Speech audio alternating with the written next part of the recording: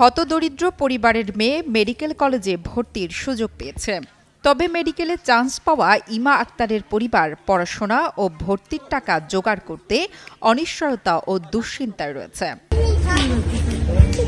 চলতি ২০২৪-২৫ শিক্ষাবর্ষে এমবিবিএস ভর্তি পরীক্ষায় অংশ নিয়ে মেডিকেলে উত্তীর্ণ হয়েছেন ইমা আক্তার।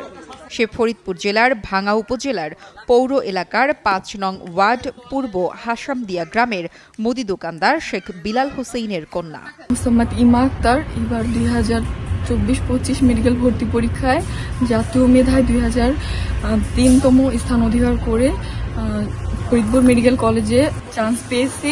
তো আমার সফলতার পিছনে সবথেকে বড় অবদান হচ্ছে মহান আল্লাহ তাআলার। বাবা মার অনেক সাপোর্ট। ইমার বাবা প্রথমে লোকাল গাড়ির ড্রাইভার ছিল, এরপর গ্রামের মধ্যে ভাড়ায় ছোট্ট একটা মুদির দোকান দেন। ভাঙ্গা সরকারি পাইলট হাই স্কুল থেকে এসএসসি ও ফরিদপুর সারদা কলেজ থেকে এইচএসসিতে জিপিএ ৫ পেয়েছে ইমা।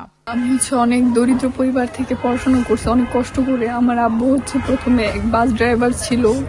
তো দেখা যায় আমাদের ৩ বেলা খাবার অনেক সমস্যা হইতো, বা আমাদের এখন আমার আব্বু মুদি দোকানদার। তো মাঝে মাঝে যখন আমি রাজশাহীতে ছিলাম এমনও শুনছি যে বাসায় রান্না করার মতো চাল নাই। হতদরিদ্রের পরিবার থেকে উঠে আসা ইমার জীবনে অনেক কষ্টের ঘটনা রয়েছে। রাজশাহীতে থাকা অবস্থায় তার বাবা যে টাকা দিত তাতে সারা দিনে মাত্র একবেলা খাবার খেতে পারত। এত কষ্টের পর যখন জীবনের লক্ষ্যে পৌঁছে যাচ্ছেন তখন বাধা হয়ে দাঁড়িয়েছে আর্থিক সমস্যা। আম্মুর ওষুধ কেনার মতো কোনো টাকা নাই। আমি তারপর কি করব? ৩ বেলার খাবার একবেলা নিতাম। তারপর ওইখানের ওই আন্টিরা অনেক ভালো ছিল, তারাও জানতো যে আমি অনেক গরিব পরিবার থেকে আসছি।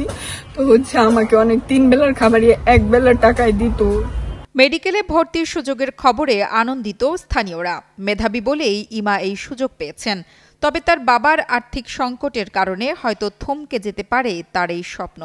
মেয়ে গরিব মানুষ, সে ডাক্তারি চান্স পাইছে, সে শুনে আমরা খুব খুশি। তার বাবার তো হোকটাই, তারপরে অনেক চেষ্টা করে কি করিয়া তারে পড়ালেখা ডাক্তারি পড়াইছে, চান্স পাইছে, আমরা অনেক খুশি। একটা মেয়ে ডাক্তারি চান্স পাইছে, এর জন্য আমরা খুব গ্রামবাসী আনন্দিত। ইমা আক্তার ভালো ছাত্রী ছিল বলে জানায় ভাঙ্গা সরকারি পাইলট স্কুলের সহকারী প্রধান শিক্ষক মোহাম্মদ একরাম আলী ফকির।